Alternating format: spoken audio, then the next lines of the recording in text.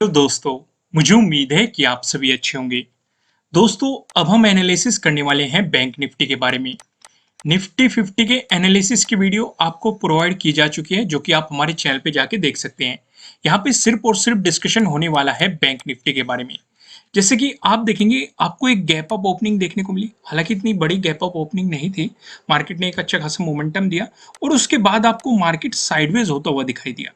और ये कौन सा लेवल था? ये 39,400 का लेवल था। और इस लेवल की रेस्पेक्ट मार्केट ने 23 को की थी।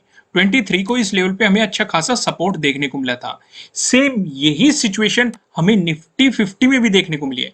जो 23 को मार्केट ने जहां पे सपोर्ट बनाया था, उसी लेवल की रेस्पेक्ट निफ्टी 50 में भी देखने को मिली है। और बैंक निफ्टी में भी सेम ही सिचुएशन आपको दिखाई दे रही है। तो इसलिए हमारे लिए कौन सा लेवल इंपॉर्टेंट हो जाता है? एक 39,400 का लेवल इंपॉर्टेंट हो जाता है। यहाँ पे मार्केट 6 को इस लेवल की सपोर्ट कर रहा था, लेकिन इसका हमें ब्रेकडाउन मिल चुका है। तो अगर पॉजिटिव मोमेंटम आया तो 39,400 एक इंपॉर्टेंट रेजिस्टेंस के रूप में आपके लिए काम कर सकता है। लेकिन उससे भी ज्यादा इंपॉर्टेंट रेजिस्टेंस ये 39,600 का रहने वाला है, क्योंकि यहाँ पे मार्केट आज रेजिस्टेंस की ट्रैक्ट करके एक रिवर्सल मोमेंटम आपको यहाँ पे देखने को मिला। तो हालांकि कुछ कुछ पॉइंटों पे आपको अपॉर्चुनिटीज मार्केट में मिली है। जैसे 39,600 पे आप देख सकते हैं रेजिस्टेंस की अपॉर्चुनिटी मिली है और मार्केट ने आपको यहाँ पे सेलिंग अपॉर्चुनिटी दिखाई और आपको अच्छा खासा मोमेंटम भी कैच करने के लिए मिला है। लेकिन जिसने भी इस साइडवेज मोमेंटम में बाइंग की होगी, तो उसकी प्रीमियम की वैल्यू डिक्रीज होती हो ही रही होगी और डेफिनेटली उसे लॉस के साथ या तो बुकिंग करनी पड़ी होगी या फिर उसे कम प्रॉफिट हुआ होगा। इसलिए मैं आपको हमेशा कहता हूं कि साइडवेज मोमेंटम से आपको दूर रहना है। अब यहाँ पे हम देखने की कोशिश करते हैं कि मार्केट में क्या सिचुएशन देखने को मिल सकती है। अब यहाँ पे एक बात और नोट करने वाली है। इन लेवल्स के बारे में तो हमने जान लिया, 39,400 और 39,600। अब एक और इंपॉर्टेंट लेवल है, और वो कौन सा लेवल है? अगर आप सिक्स्थ का लो देखेंगे, जो मार्केट ने पहले लो बनाया था, या आप एक तरीके से कह सकते हैं लो के आसपास ये एक जो सपोर्ट हमें देखने को मिला था, और क्लोजिंग के टाइम पे भी मार्केट उसी सपोर्ट लेवल पे खड़ा है। तो यहां पे हम क्या नोटिस कर रहे हैं कि मार्केट एज ए सपोर्ट इस लेवल की रेस्पेक्ट कर रहा है। अब इस लेवल को ध्यान से समझते हैं। अगर हम पीछे जाएंगे, फोर्थ को देखेंगे, सेम ही लेवल पे हमें रेजिस्टेंस देखने को मिला। और पीछे जाएंगे आप 26 को जाएंगे, सेम ही लेवल पे हमें यहाँ पे रेजिस्टेंस देखने को मिला। यानी कि पहले एक रेजिस्टेंस था, उसका ब्रेकआउट मिला तो एक सपोर्ट की तरह आपको एक्ट करते हुए मार्केट में दिखाई दे रहा है। और दो दो बार मार्केट ने यहाँ पे सपोर्ट लिया है। एक तो जब शुरुआती टाइम में मार्केट ओपन हुआ तब सपोर्ट लिया, फिर ऊपर गया, बाउंस किया, फिर वापस आके उसी सपोर्ट लेवल पे किया।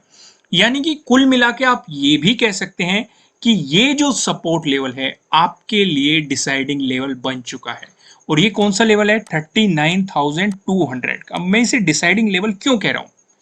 क्योंकि एक ये सपोर्ट बना हुआ है जो कि पहले रेजिस्टेंस था। अगर इसका ब्रेकडाउन मिल गया, अब हम यहाँ पे 3 पॉइंट डिस्कस करेंगे। पहला पॉइंट, अगर ब्रेकडाउन मिल गया तो आपको सेलिंग अपॉर्चुनिटी देखने को मिलेगी। क्लियर है? दूसरा डिस्कशन, अगर यहाँ से सपोर्ट लेके ऊपर चला गया, इस सिचुएशन पे सीधे सीधे मार्केट का जो हाई वाला यानी कि रेजिस्टेंस वाला जोन है 39,600 तक मार्केट अप्रोच करने की कोशिश करेगा। किस कंडीशन में? अगर सपोर्ट लेके ऊपर गया और यहां से हमें बाइंग अपॉर्चुनिटी मिलेगी और सीधा टारगेट ये रह सकता है आपके लिए 39,600। समझ गए कि नहीं मैंने आपको क्या समझाया? बात करिए अगर ब्रेकडाउन मिल गया, इस सिचुएशन पे जो फोर्थ का डे लो बना हुआ है, मार्केट इसे अप्रोच करने की कोशिश करेगा, जो कि है 38,600। हालांकि उससे पहले भी आपको सपोर्ट दिखाई दे रहा है, 39,000 पे आपको सपोर्ट दिखाई दे रहा है। ये भी आप सब एज ए सपोर्ट लेके चल सकते हैं। तो ये चीजें समझ में आए कि नहीं, जो चीजें मैंने आपको समझाई कि मार्केट का ये डिसाइडिंग लेवल रहने वाला है 39,200। इस पे मार्केट किस तरीके से रिएक्ट करता है, सपोर्ट लेता है या ब्रेकडाउन लेता है, उसी डायरेक्शन में आपको मोमेंटम मिल जाएगा। अब तीसरा इंपॉर्टेंट डिस्कशन, अगर साइडवेज मोमेंटम देखने को मिल गया तो गलती से भी ट्रेडिंग मत करना। क्योंकि क्या सिचुएशन रहेगी, मार्केट एक तरह का ट्रैप क्रिएट करने की कोशिश करेगा। एक तरह का ट्रैप और क्रिएट हो सकता है। अब जैसे कि मैंने आपको बताया, अगर इसका ब्रेकडाउन आ गया तो आपको सेलिंग अपॉर्चुनिटी मिलेगी। लेकिन अगर ब्रेकडाउन के बाद वॉल्यूम नहीं आया तो तब भी ट्रेडिंग नहीं करनी है।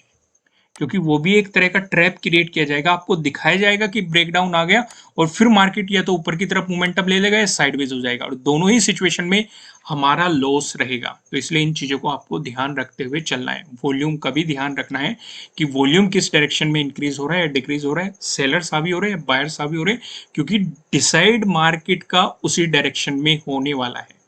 यहां तक चीजें क्लियर है कि नहीं? मोटा मोटा समझेंगे, इसे समराइज करते हैं। अगर सपोर्ट आ गया तो मार्केट अप्रोच करने की कोशिश करेगा 39,600। अगर इसका ब्रेकडाउन आ गया तो मार्केट अप्रोच करने की कोशिश करेगा 38,600। यहां तक चीजें क्लियर है कि नहीं? आगे बढ़ते हैं। अब यहाँ पे मैं आपके साथ डिस्कशन करता हूं प्राइस एक्शन की मदद से हमें कहां पे इंपॉर्टेंट सपोर्ट और रेजिस्टेंस दिखाई दे रहे हैं।